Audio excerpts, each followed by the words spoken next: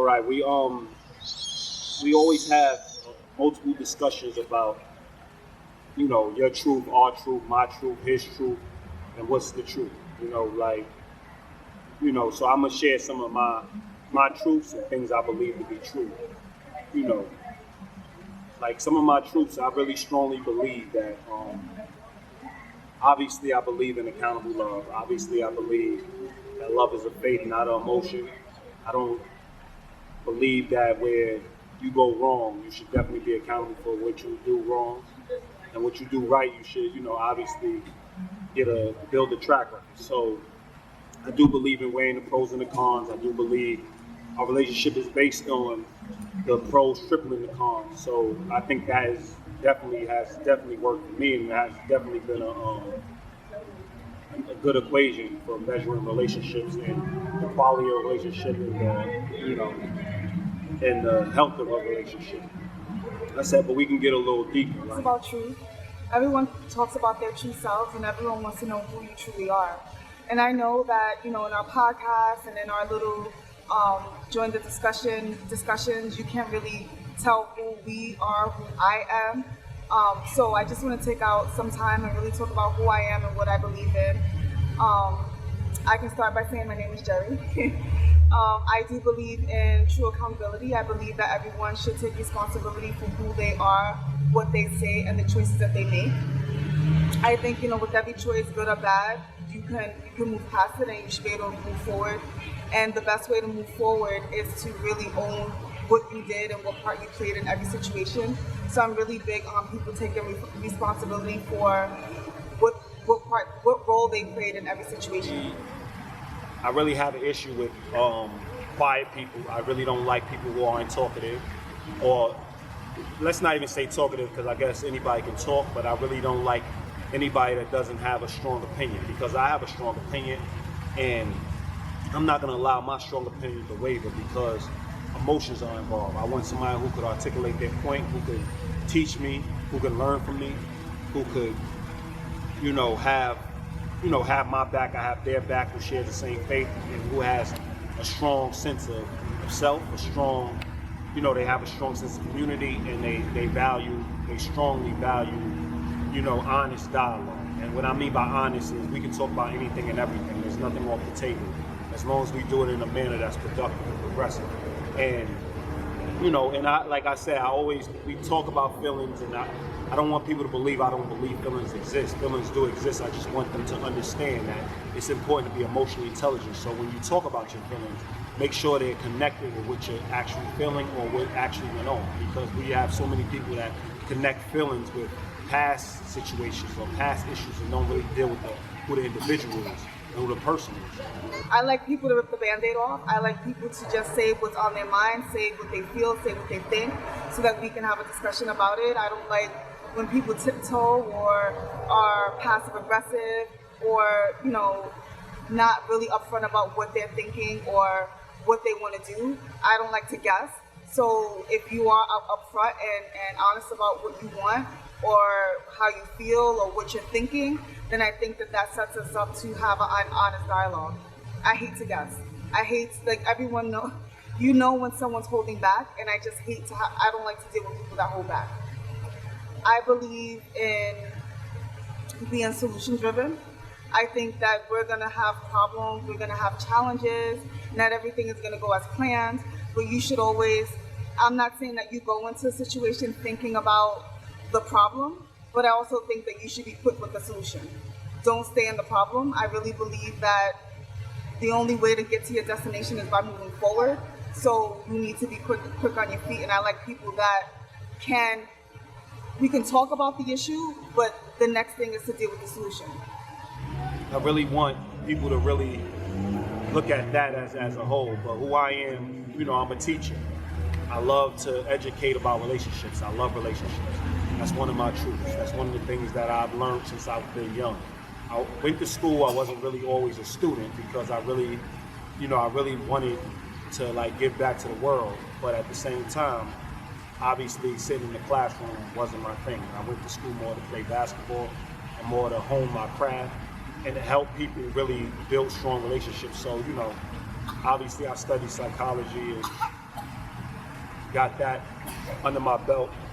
But overall, I do believe that relationships is the key to world peace. I believe relationships is the key to enhancing who we are. Relationships is the key, and connection is the key to having a perfect society. Now, in doing that, we obviously have to find a way to find common ground, and our personal relationships start that discussion.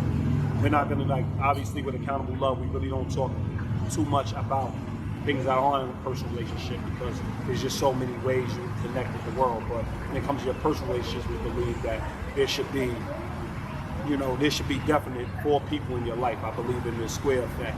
Whereas if you stand on the corner, y'all stand back to back, y'all see everybody's perspective is covered. And if you trust the person telling you what they see from their perspective, then obviously y'all see everything from every angle. So I do believe in that. I believe in having a strong, solid 4 people in your life. And outside of that, obviously, you can build a stronger group through that. If you connect with another group that have a strong 4 and another group that has a strong 4, and then you build from there. But I do believe in at least having a strong 4 and a core value of 4 in your circle, so you can benefit from there. I like to be around people that believe that sharing who they are, where they came from, and where they want to go is not a gift. I think that that's essential to get to know people. So I think that if you are truly trying to get to know me, then you really will open up about who you are, where you came from, and where you want to go. And I expect you to want to know those things about me. I think the past shapes who you are currently, and the future will show who you want to become if you're not already there. So I don't believe that you're doing me a favor by telling me stories or shedding light on certain things or being vulnerable. I think being vulnerable is a given, and if you're not willing to be vulnerable, then I don't really necessarily think that we can have a relationship, whether it's friendship or even I was gonna say platonic or even romantic. I believe that people should be honest. I don't think that you doing me a favor by being honest. I think that that's something that should come natural. If you don't believe in honesty, then I don't really want to rock with you. I think that, when it comes to surprises and for the greater good, then yes, you may tell like that fib or that little white lie because you really want to surprise somebody. It's for the greater good. But don't rob me of my choices. I'm not going to rob you of your choices. So I really do believe that you should be honest and we talk about whatever comes out of it. I don't base my relationships off of sex and having, sexual intercourse. So I'm a person that I'm not having sex until, we are in a committed relationship. I see a long-term relationship, meaning when I commit, meaning that, I don't believe in traditional marriage. So when you commit, I believe your word is the strongest bond you could have with somebody. And if you can keep your word through a lifetime, I think that's the greatest spiritual gift you can give somebody.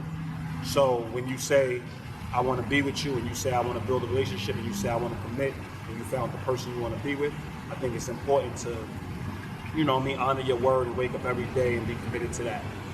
And obviously sex is a part of it. I mean, I'm not going to say that I'm not a person who's sexual. Of course I'm sexual, but that's not what centers around. That's not the basis of my relationship. I find if I'm attracted to a person, obviously the honest, and this is a true statement across the board, what you're attracted to obviously when you're attracted to somebody, obviously puts them ahead of other people. I don't care how you try to make it a political thing, how you try to dress it up. When you're attracted to some whether it's a physical attraction, whether it's intellectual attraction, whether it's a spiritual attraction, whenever you're attracted to somebody, they obviously go to the head of the class, and everybody else is second fiddle to those people. So obviously, I look at physical attraction, and that's a door opener. I'm actually looking at spiritual attraction, that's a door opener. I obviously look at the way a person carries themselves, their principles, background. I look at the past, present, and future of a person. That's very important. I believe in the village mentality. I do think that everything is better in numbers. I do think that if we all get together and to accomplish one goal, then we could accomplish 1,000 goals if we do it together. I think we were not put on this earth to do everything alone. I mean, I used to think that was the case, and independence just burns you out and is not worth it. So if you don't believe that we are supposed to connect and we're supposed to help each other, then I don't think that you will be necessarily a good fit for me. I'm big on integrity, and not just, I'm not big on how you treat me.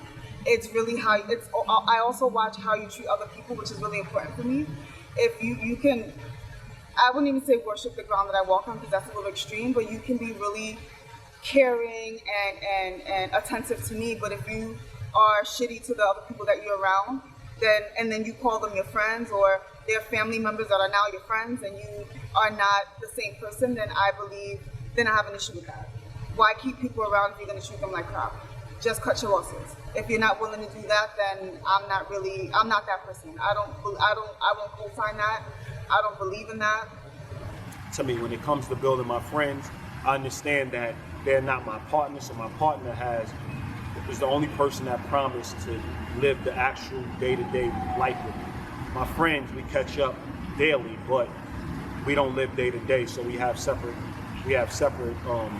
homes, we have separate, we might have separate jobs, things of that nature, separate money, separate, finances, but I do believe in everybody collaborating. I do believe we're better in numbers. I do believe if everybody has $3, you put it in a pot, you have 10 people, it buys a whole dinner or 10 people to eat. So I believe in things of that nature, like you give your part, everybody else do their part, and it forms a great circle. So when I look at a friend more as a family member and more a part of my village. I also believe in dealing with your problems head on. If you have an issue with me or anybody else, I expect you to address it. Don't beat around the bush. Don't wait for me to address it.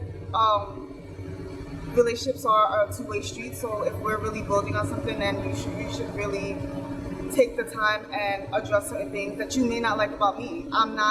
I hate to say I'm not perfect, because I'm striving to be the best person I can possibly be. I want to be great, but there's times that I do also fall short, and I want to be around people who are not intimidated by my will and my assertiveness, and will address me and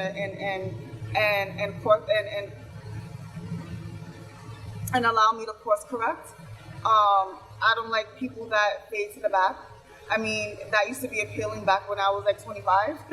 I like people that are going to show me who they are, show me your cards so that we can play, and we can make a decision, because when you don't really know what full deck somebody's working with, you can't really make the best decision whether you want to move forward with them or not. And I mean, I can go on, but that's the basis of just having an honest dialogue, and we can keep going and having discussions about these dialogues over and over again, but I just wanted to start the discussion, and I want y'all to join the discussion. And we have our podcast, we have the Accountable Love podcast, we have Join the Discussion, which is a mini discussion series that we have on IGTV, Facebook, YouTube, and now on our website. And we also have relationship building sessions, which is the prime of our work. It's what we're giving back, and obviously it's not free, but it's the passion of our work. So check those sessions out. They're one-on-one and group online sessions, so we sit and you can sit straight from your home, and we're in our home, and we're talking to y'all, and we want to help y'all build healthy, just, equal relationships. And we strongly believe this is the step into having a better society. If you're happy in your relationships, and you're happy in all your relationships, let's say, then you're a happier human being, and everything else will fall into place. So, join the discussion. Accountable Love. Love is a group journey. Remember that.